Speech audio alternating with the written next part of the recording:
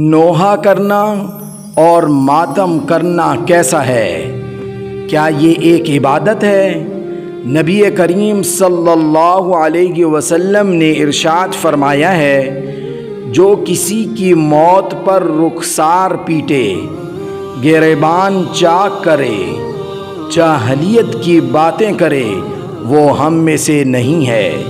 اسی طرح ایک اور جگہ پر نبی اکرم حضرت محمد مصطفیٰ صلی اللہ علیہ وسلم نے ارشاد فرمایا ہے، میری امت میں نوحہ باقی رہے گا، ان کا عذاب گندھک اور خارش کا کرتا ہوگا۔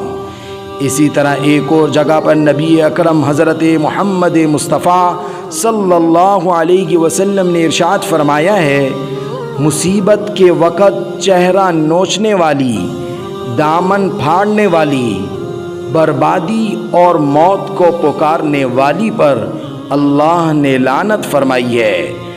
اور آپ صلی اللہ علیہ وسلم نے صحابہ کو برا کہنے والوں کے بارے میں ارشاد فرمایا، جس نے میرے صحابہ کو گالی دی اس پر اللہ کی، فرشتوں کی اور تمام لوگوں کی لعنت ہے۔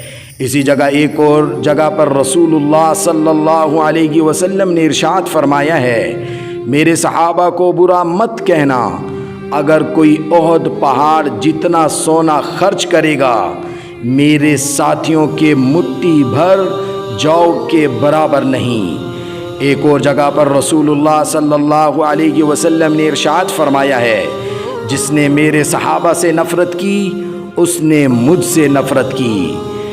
تو ان روایات سے ہمیں یہ پتہ چلا، ماتم کرنا اور نوحہ کرنا شریعت میں جائز نہیں، اور نہ ہی یہ کرنے سے کوئی ثواب ملتا ہے، بلکہ ماتم اور نوحہ کرنا سخت گناہ ہے، لہٰذا اس سے بچیں۔ اور اسی طرح صحابہ کرام رضوان اللہ تعالی عنہم اجمعین سے سچی محبت کریں، کیونکہ یہ ایمان کا حصہ ہے۔